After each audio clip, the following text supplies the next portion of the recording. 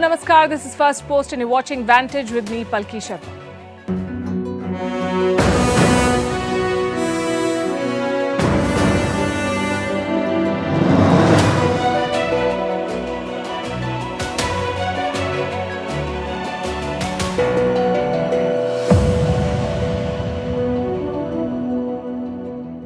Our top story tonight is China's economy. The sluggish growth is testing the Communist Party. Today, China's premier tried to push back.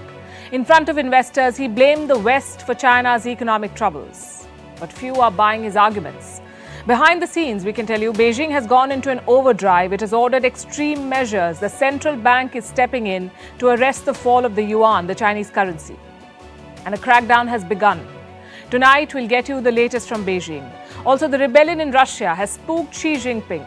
Perhaps Taiwan should thank the Wagner Group. We'll tell you why. And the mercenaries may have an uncertain future, but more people are looking to join their ranks, including the Gurkhas from Nepal.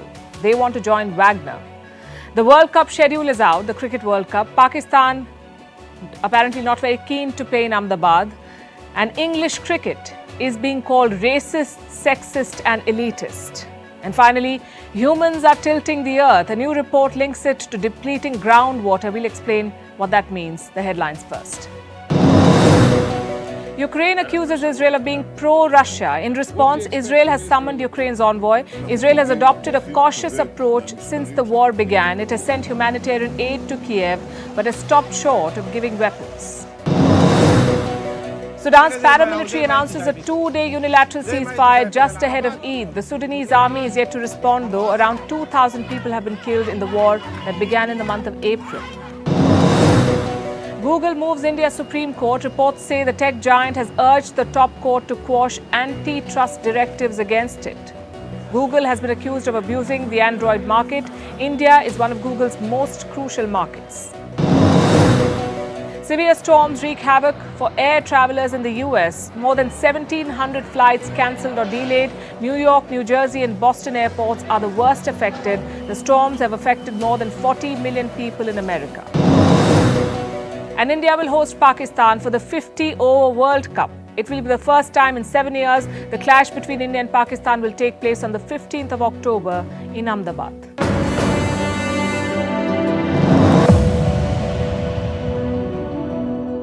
Tonight we begin with China. The big headline is their economy. It is under pressure. Growth is slowing down. Exports, manufacturing, property, retail, all key sectors are underperforming in China.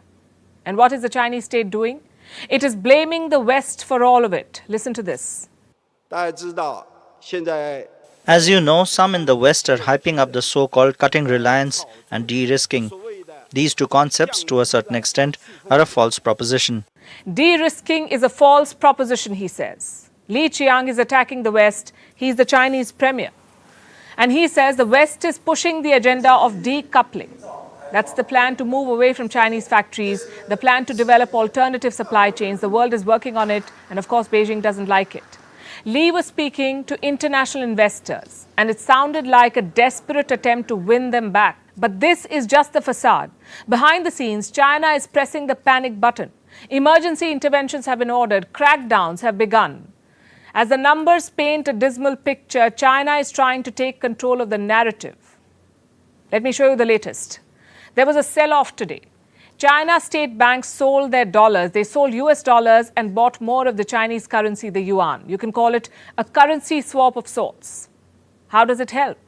Quick background. The Chinese currency has been weakening against the greenback, the US dollar. Its value fell by 4% in 2 months. So an intervention was necessary, first to arrest the fall and then to spur demand for the yuan. And that's the reason why Chinese banks have intervened. They exchanged their dollars for the yuan. China's central bank has also pitched in. It injected more funds into the market. All in all, Beijing has gone on the offensive. It is aggressively defending the yuan and its own economic policies. Plus, it has launched a crackdown.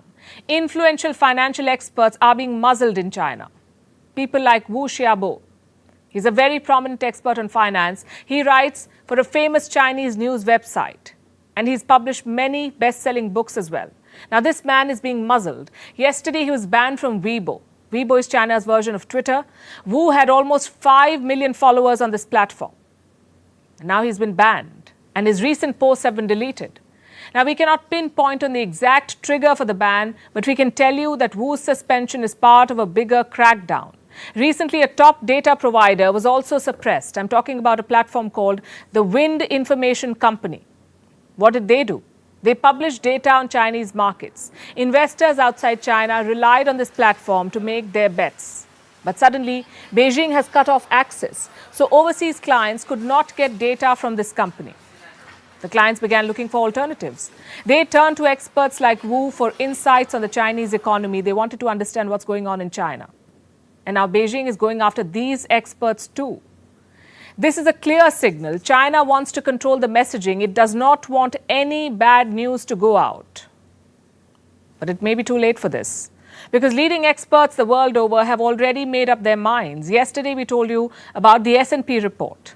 S&P is a global ratings agency, and it has slashed China's growth forecast from 5.5% to 5.2%. Other Wall Street banks are also pessimistic, like Goldman Sachs. They've downgraded China. Earlier, the estimated growth was 6%. Now the forecast is 5.4%, according to Goldman Sachs. And what does this bank say about China's economy? It says the economy looked strong after reopening, but the recovery has now, quote-unquote, fizzled out. Calls for a stimulus are intensifying in China. Experts say Beijing should pump money into the economy to revive it. And these are not just outside experts. These are also people who work for the Chinese state. People like Ning Jizhe. He's a senior official and a member of a top political advisory authority. Let me quote from what he said.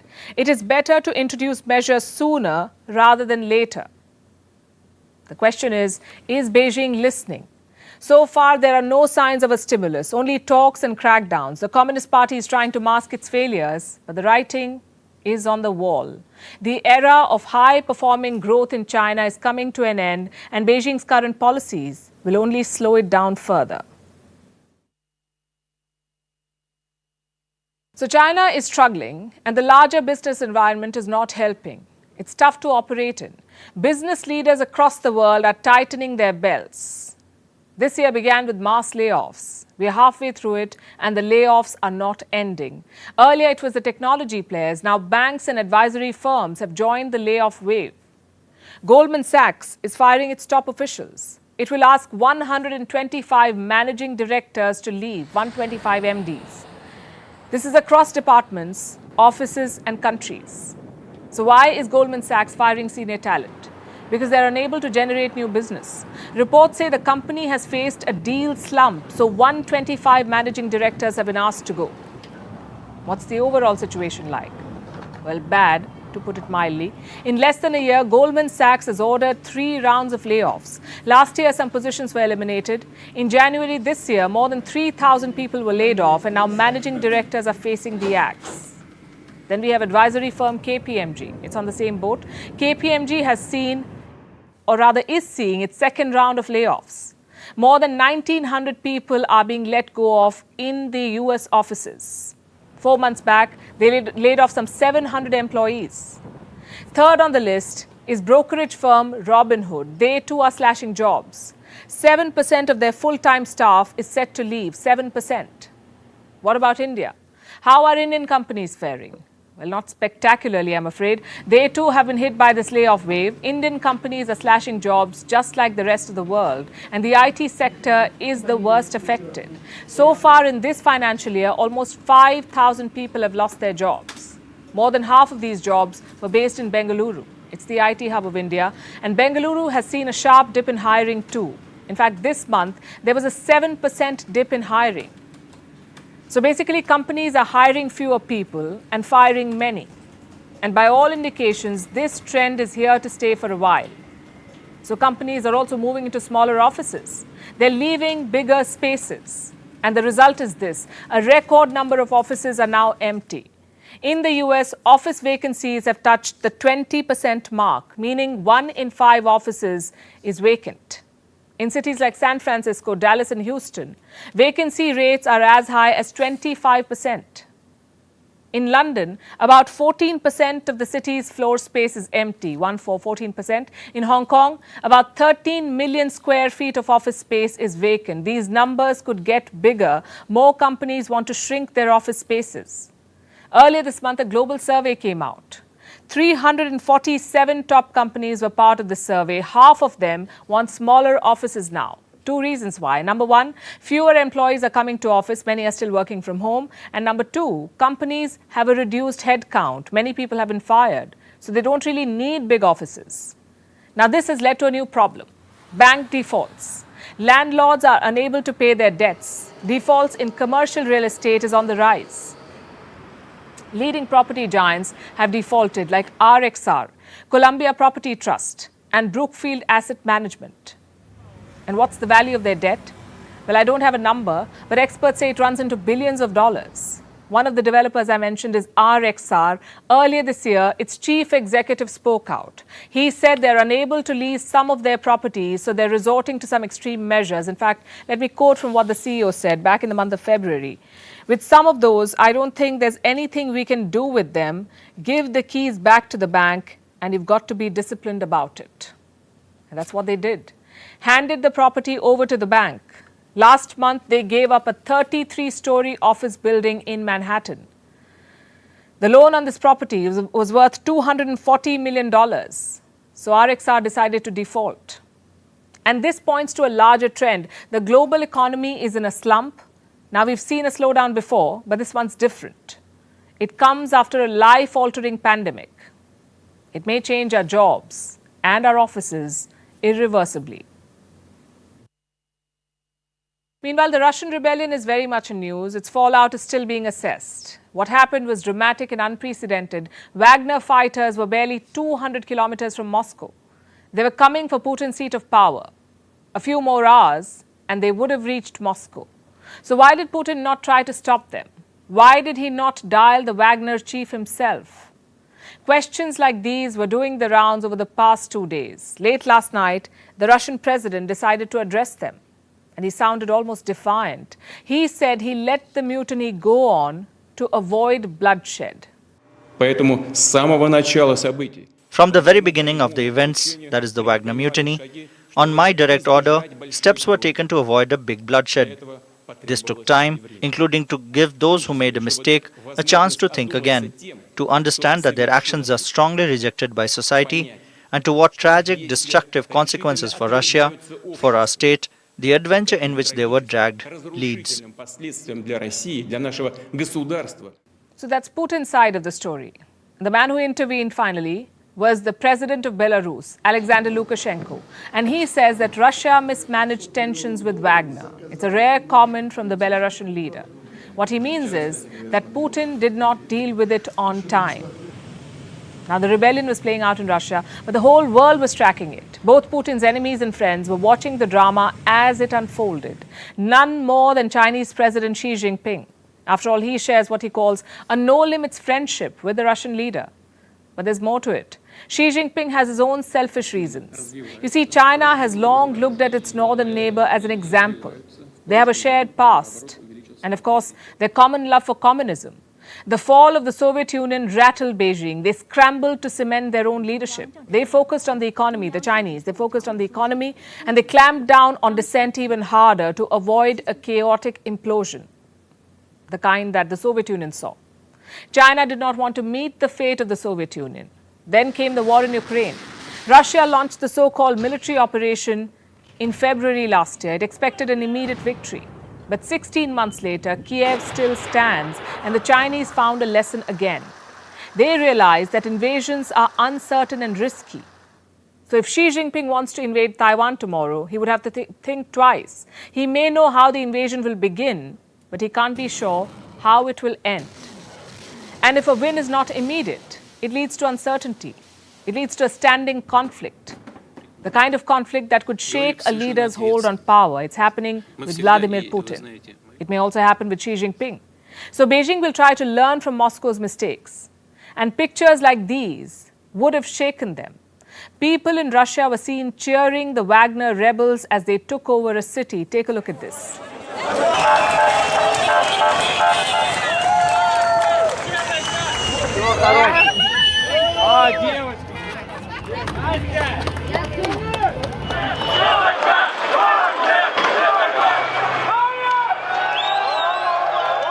The short rebellion exposed the cracks in Putin's regime. And this may have been shocking for the Chinese leader because just like Putin, he too has done everything to consolidate power. The Communist Party's biggest nightmare, in fact, is a mutiny. So back in the day, they rolled tanks against their own people in Tiananmen Square. China, in fact, spends more money on internal security than its army to take on the world. Chinese leaders are paranoid when it comes to popular protests. And the scenes in Russia would have given them the chills. Also, like I said, some lessons. So what can China learn from the Russian mutiny? To be wary of a parallel power center. You see, Russia let Wagner grow. It nurtured Prigozhin into a feared leader. It allowed Wagner to become a dominant force. And private armies are often a slippery slope. They can do your bidding, but at some point they can also challenge your leadership. So that's lesson number one for China, no private armies. As of today, they don't have any. There is absolute state control. Which brings us to lesson number two. Who do you trust? Prigozhin was Putin's close aide, his so-called chef, part of his inner circle. But he betrayed that trust. How will she see this? Well, he's already paranoid. He came to power in the year 2012, and since then he's eliminated political rivals, actual and perceived. It has been an endless purge of high-ranking officials and junior party workers in China, both tigers and flies, as they're called in Beijing. Everyone got the boot in the name of an anti-corruption campaign. More than 100 military commanders were fired. In 2022, there were murmurs of a divide, a crack in the Chinese leadership, and Xi Jinping dealt with that swiftly. He kept shuffling the top leadership so that no one but him remains constant. Which brings us to the third and the last lesson. Both Xi and Putin are strongman leaders. They don't care about democracy. All they care about is their image and power. When Putin was challenged, his image took a hit. And Xi Jinping wants to avoid any such scenario, so expect a stronger control on the press. China, in fact, is already dealing with a host of troubles. The economy, as we told you, is slowing down. Growth is not where it should be. Investors are leaving the country. The last thing they need is a mutiny. So it looks like Prigozhin may have done Taiwan a favor. He has showed Xi Jinping the risk of an invasion. The mutiny in Russia also put a question mark on the future of the Wagner Group. What will happen to their fighters and their chief? He's said to have gone to Belarus. What about his troops? Vladimir Putin has given Wagner soldiers three options. They can either join the Russian military or return to their families or take refuge in Belarus. So the Wagner Group is far from being dead. In fact, reports say they're seeing a flurry of new joinings, and some of them come from unexpected quarters. Youngsters from all the way from Nepal seem to be joining this group in Russia. Videos of young men from the Gorkha regiment training with modern weapons are doing the rounds on social media. They're said to be joining the Wagner Group on contract. The question is, what has prompted the shift? Our next report explores. These are supposedly youngsters from Nepal, showing off their guns for TikTok videos, sharing a laugh with their colleagues and training intently to get battle ready. But which battle are they preparing for? The one being fought in Ukraine. These young men want to join Russia's Wagner Group. Reports say Moscow is seeing a flurry of applications. And among those applying are youngsters from Nepal's Gorkha regiments. That's right, the famed Gorkha regiments. Known for their bravery, these youngsters are joining hands with Wagner. You may ask why. And the short answer is, for better opportunities. Think of the Wagner Group like a corporate company. They're looking to expand their operations and need manpower for it. In return, they offer good salaries and even advertise to recruit. Look at this ad, for example. It was posted on Twitter. It invites people to join the Wagner Group. And it's offering this, an honest salary of 240,000 rubles. That's about 2,700 euros, plus health and life insurance, as well as good bonuses for results. Now, for many of these youngsters and retirees, 2,700 euros is no small amount. Also, they get to fight the war with modern weapons. So many are said to have signed contracts like these to join the Wagner Group. Last month, President Putin also signed a decree. It offers Russian citizenship to those who sign up for 1 year of military service for Moscow. This is said to have opened the floodgates for Nepali youths. Other requirements like language have also been eased. Now, Nepal has long been a source of fighters for foreign armies. Nepali youths were part of the British Army as far back as the 1800s. They were called the British Gorkhas. After India's independence, they became a key part of the Indian Army. But recently, this relationship has been tested. Last year, the Government of India announced a new recruitment scheme. It's called Agnipath, or the Path of Fire. It offers 4 years of trainee service in the army and promises to retain only a quarter of these soldiers permanently, which means the remaining soldiers will have to return to civilian life. Nepal does not like the new scheme. It has protested. Last year, it paused the hiring for Indian Army's Gorkha regiment in Nepal. New Delhi tried to reassure Kathmandu. We have been recruiting Gurkha soldiers, to the Indian Army for a long time. And we look forward to continuing to recruit Gurkha soldiers to the Indian Army under the Agnipath scheme. But the promises have not worked. So Nepal's youth is looking for alternatives. And in Russia's Wagner Group, they see a compelling option. But remember, this is not an army. Its operations have been controversial and its future uncertain. Our next story is related to Pakistan. India has summoned a top Pakistani diplomat. The issue at hand is the safety of the Sikh community. It has demanded an investigation into the attacks on them. India has demanded the investigation. It has also sought the investigation report from Pakistan. Because the trend in Pakistan is alarming. In the last 3 months, 5 Sikhs have been killed. There have been 4 attacks in 90 days. I'll quickly walk you through the details, starting with the latest attack. Last week, gunmen shot and killed a Sikh man. The attack took place in Peshawar. The police called it a targeted killing. Later, the Islamic State took responsibility for it. Last month, assailants shot down another Sikh man. This attack took place in Lahore. In the month of May, gunmen killed 2 members of the Sikh community, and in April, 1 Sikh man was killed. Both these attacks were also in Peshawar. So this seems to have become a monthly affair in Pakistan, the killing of Sikhs. What is their government doing to stop this? Well, nothing that we know of. So New Delhi has decided to act. It has summoned a senior Pakistani diplomat today.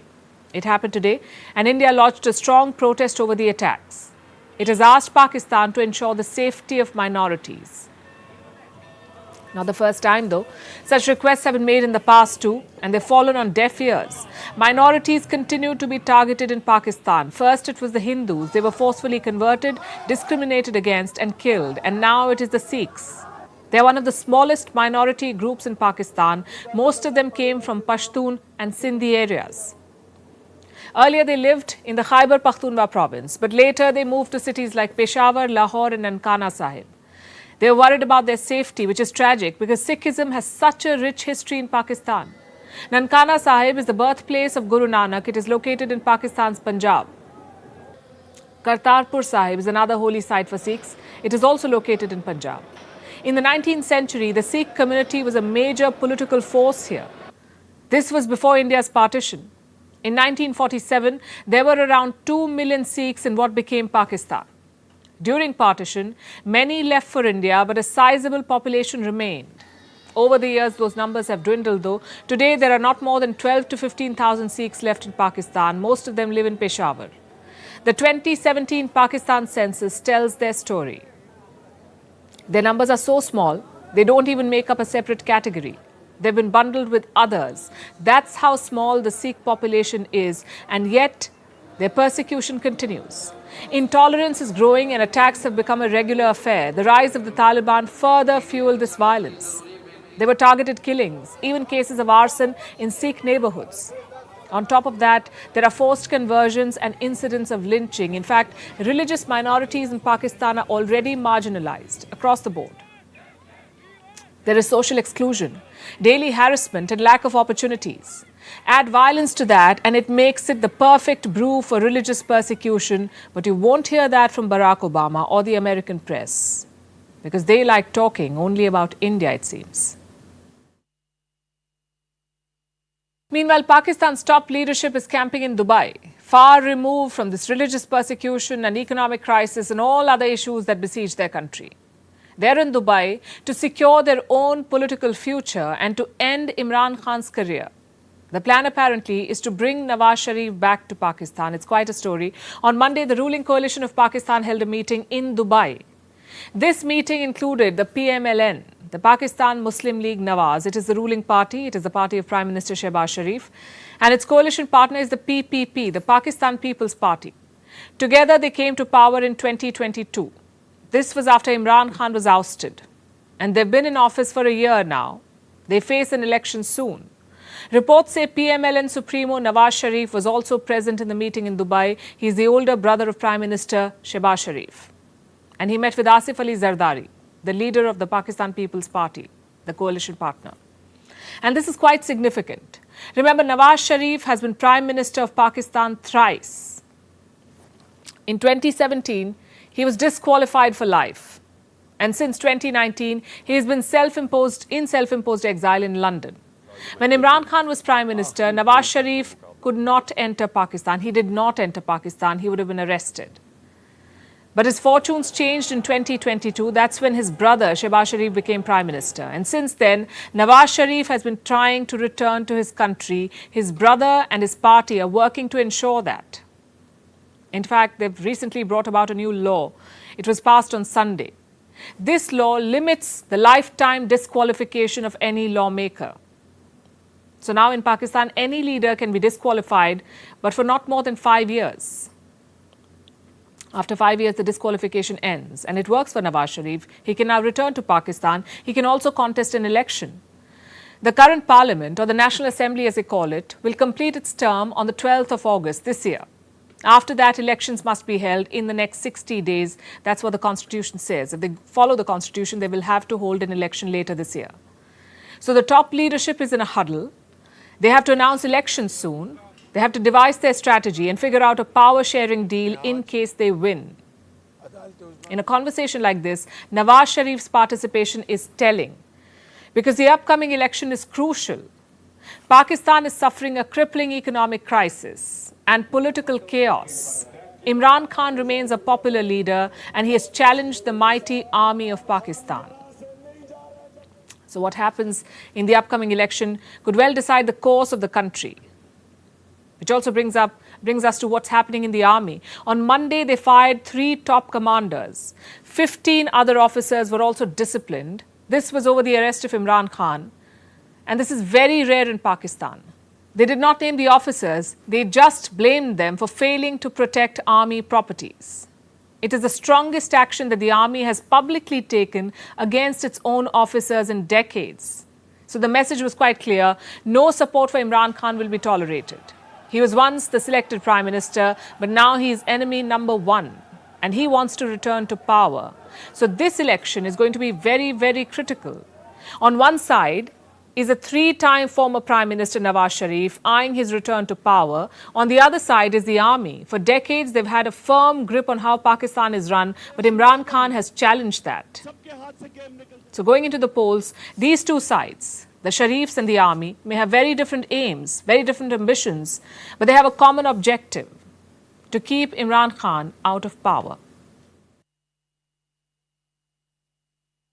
Our next story is about cricket. Excitement is in the air. India is set to host the World Cup. The schedule has been released and the big headliner is the India-Pakistan match. It will be held in the Narendra Modi Stadium in Ahmedabad, the first time in 7 years that India will be hosting Pakistan. And if social media is to be believed, it's not something that Pakistan is looking forward to.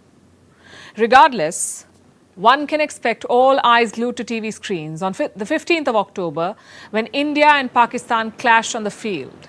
Now, to give you an idea, in 2019, the India-Pakistan World Cup match drew 273 million viewers.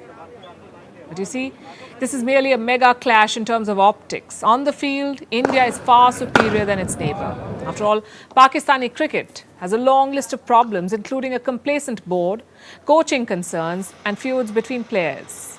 But optics or not, cricket for this subcontinent is more than a sport. It's also an overwhelming emotion, and often a story of sheer grit, of rags to riches. But we're not talking about India and Pakistan tonight. We're talking about Britain, the birthplace of cricket. In the early 18th century, it was a sport created for rich white landowners, codified to allow them to bet against each other and exported around the world, usually at gunpoint, with the promise of civilizing so-called savage people. So surprise, surprise, that English cricket is no great equalizer. It's still not as progressive as many would like to believe. And England seems to have woken up to this fact, finally, thanks to a painfully frank wake-up call, a line in the sand, a humiliation. I'm talking about a report released by the Independent Commission for Equity in Cricket. It's a damning critique of British cricket, one of the most devastating ones so far. It draws on evidence from more than 4,000 sources, from players, coaches, administrators and fans. It looks into discrimination in the English game, and based on the survey, the report has documented inbuilt prejudice, laying bare the game's failings. It talks about a smorgasbord of problems, which are not limited to a few bad apples, not confined to pockets, but all pervasive. This report says racism is entrenched in cricket. It affects 87% respondents of Pakistani and Bangladeshi heritage, 82% people of Indian heritage and 75% of black respondents. And this discrimination affects the power structure within the game, where white male captains, coaches, chief executives and board chairs hold all the power. Let me give you some examples. South Asians make up 28% of the game's recreational pool, but only 2.8% of the sport's executive level positions. And that's not all. The report also says that English cricket is deeply sexist and elitist. In 2021, 58% of England male cricketers were privately educated, compared to 7% in the population at large. And these facts are incriminating, but they aren't new or hidden from plain sight. For years, critics have pointed them out. So why don't we see a change? For starters, the complaint system is confusing and defensive. So most victims suffer in silence. Also because these problems are not limited to cricket. They're rooted in our social fabric across the world. And we are no woke crusaders. But when a sport that should be a uniting force is cultivating an unsafe environment for thousands, it may be time to hold a mirror to that sport. Because the time for squeamishness is past. And if a diagnosis can be the first step of the treatment, this sport of cricket may just get its long-awaited level playing field. For our next story, let's talk about tea. I'm sure many of you have it as part of your morning routine, but what if I tell you that countries are also using tea to pay bills? That's what Sri Lanka plans to do. You see, Colombo has been facing an acute economic crisis lately. Its forex reserves are dwindling, debt is piling. It owes Iran $250 million for an old order of oil. And since Colombo is not in a position to pay in cash, it is using tea to settle the bill. Our next report tells you how. Economic crisis and tea. Sounds weird in one sentence, right? But for Sri Lanka, one is a reality and the other is its most useful and popular commodity. And it wants to make the best of what it has. So it plans to settle oil bills with tea. Sri Lanka will use tea to pay for Iranian oil. And it says this agreement is crucial. There are a handful of things to unpack here. Let's start from the beginning. In 2012, Sri Lanka purchased oil from Iran. The oil was worth around $250 million. But the bill was yet to be paid. And the events of the last couple of years put Sri Lanka in a tight spot. The pandemic, an economic crisis, and political instability. Inflation touched 50%, foreign exchange reserves dipped to below $50 million, and fuel prices shot through the roof. Very difficult these days because I had to keep my vehicle at home and come in the bus only to work. In a nutshell, Sri Lanka was in no position to pay its oil bills. It had to seek a bailout. It turned to the International Monetary Fund, or the IMF, and earlier this year, it secured a $3 billion lifeline from the IMF. But its woes are far from over, and its debts are far from settled. So it's been exploring alternatives. In 2021, Sri Lanka decided to use tea to pay some of this debt. It reached an agreement. Tea worth $5 million was to be sent every month for the next 48 months. But so severe was the crisis in Colombo that even this deal had to be put on hold. Now things are relatively better and tea is back on the table.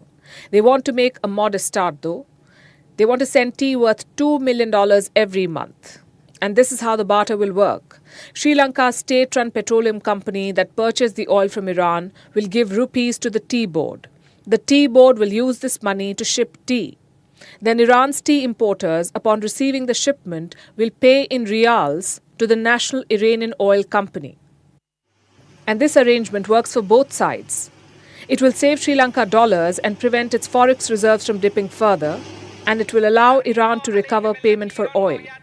Remember, Iran is under American sanctions, so a direct payment would not have been possible. But tea is exempted from sanctions on humanitarian grounds, and so Sri Lanka can send it. Also, Colombo's famous Ceylon tea is a prized resource. It's a key source of foreign exchange for the country. Just last year, Ceylon tea generated $1.25 billion for Sri Lanka's economy. And that was in the middle of its economic turmoil. Now Colombo wants to capitalize on two fronts: settle the debt and revive the tea business. And Iran is one of their top buyers of tea. The trade has dwindled in the past few years. With this scheme, Colombo hopes to boost exports. The barter begins next month, and Lankan officials are hoping that tea would ease some of their troubles. For our last story tonight, let me talk about our planet, the Earth. Apparently, we humans are tilting it. We're tilting the Earth. When we picture it, we imagine a perfect sphere, but that's not the case. Our planet looks more like a lumpy potato. And this is a potato that's constantly spinning at the top. But what happens when you move enough mass from one place to another? The planet wobbles, which is what's happening. Our Earth's axis has shifted because humans can't get enough of groundwater. Our next report explains. We humans love our groundwater. Let me explain. Groundwater makes up 99% of Earth's liquid fresh water. It provides drinking water, helps irrigate crops, and even replenishes surface water. All in all, it's important for us. And we love it so much that we are sucking it dry, pumping it out from natural underground reservoirs. Between 1993 and 2010, we have removed 2,150 gigatons of groundwater. Simply put, that's a lot of water. Enough to fill 860 million Olympic swimming pools. And to say that this has impacted the planet would be an understatement. It has in fact shifted the Earth's tilt. We'll tell you how. As you know, our planet is constantly spinning like a top. While being covered by water bodies and land masses, this mass is important to maintain the balance of Earth. Now, if you distribute mass unevenly, the planet will wobble as it spins. That's exactly what's happening here. Humans have rampantly removed groundwater from the Earth, and this has changed its distribution. The Earth is spinning on an axis or an imaginary line around which it rotates. Now, because of the uneven water distribution for over a decade, this axis has shifted and it is tipping over to the east at a rate of about 1.7 inches per year. Only half of the groundwater makes it back to the reservoirs. The rest eventually travels to the oceans through rivers and other channels. From 1993 to 2010, groundwater pumping caused the global sea level to rise by 0.24 inches. So is this a cause for worry? Well, just the axis shift, not so much. It is not enough to cause any major seasonal change, but that isn't the whole problem. The issue occurs due to rise in sea levels. Seas are predicted to rise a foot by 2050. The oceans rose more than twice as fast in the past decade than it did between 1993 and 2002. Last year was a new high. And it is no coincidence that the past 8 years were the warmest on record. After all, sea level rise is one of the most severe consequences of climate change. And the speed at which this is happening is only accelerating. And you know what this means? In the coming years, millions of people are going to be displaced. Whole cities face the threat of sinking. With Lagos, Bangkok, Mumbai, Shanghai, London, Buenos Aires and New York topping the list. And there will be more storms and flooding. Water is a human right and the common development denominator to shape a better future. But water is in deep trouble. We are draining humanity's lifeblood through vampiric overconsumption and unsustainable use, and evaporating it through global eating. We've broken the water cycle, destroyed ecosystems, and contaminated groundwater. We all know it. We all feel it. Now it's the time to rise above our partial and sectional interests, see the big picture, and get moving. We need to invest in water infrastructure, including water storage, treatments, and distribution systems. Water management systems need to be built based on our needs, appropriate for our small scale and low population numbers, and appropriate to avoid damage to our ocean ecosystems. So while the Earth shifting it still sounds fascinating and only mildly scary, climate change is real and happening. And you can't ignore that sinking feeling. So it's time to focus on the big picture. And now it's time for Vantage Charts, images that tell the story. Thousands marched to North Korea's anti-US rally to mark the anniversary of the Korean War. A massive blaze engulfed a residential tower in the United Arab Emirates. A Japanese university has designed wearable robotic arms to explore the idea of a multi-limbed cyborg society. And finally, going back in history, on the 27th of June 2008, India's former army chief Sam Manekshaw died. He's considered one of the country's greatest war heroes. He played a crucial role during India's victory over Pakistan in 1971 in the creation of Bangladesh. We're leaving you with these images. Thanks for watching. We'll see you tomorrow.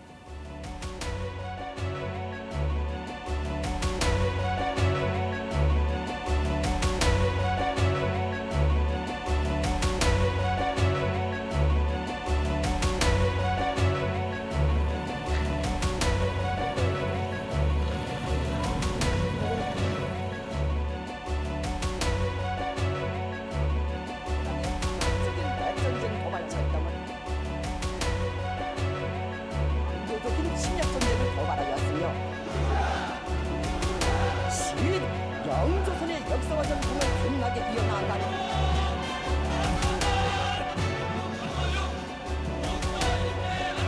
시위 참가자들은 역적의 포를 터치며 행진에 나갔습니다. 최악의 총본살인 미국이라는 땅.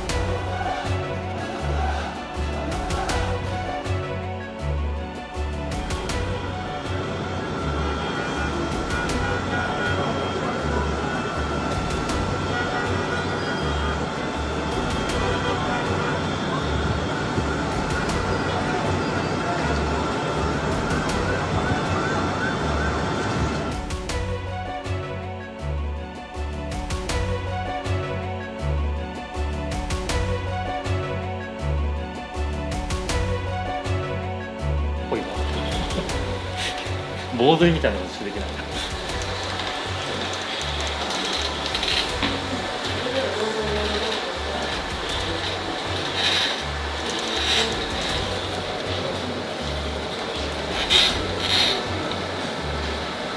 こんな感じ。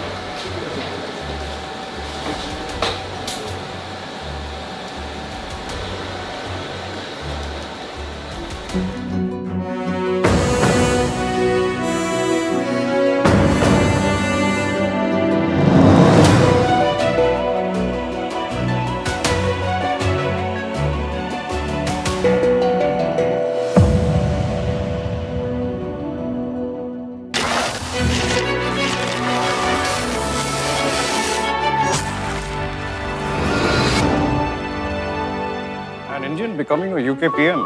Well, it's not like that we are going to get the Kohinoor back.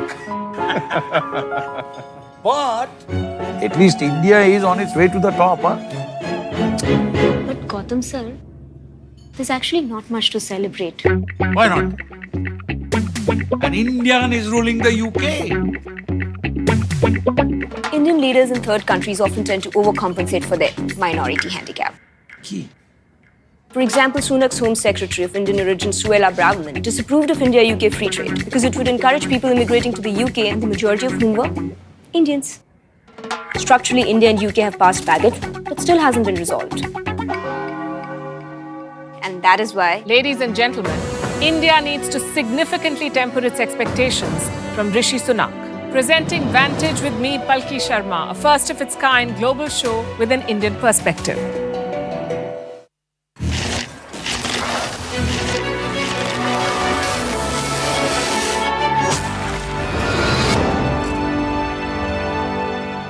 Mismanaged vaccination drive, broken healthcare systems, citizens taking matters into their own hands. India's failure in managing the COVID-19 crisis is staggering.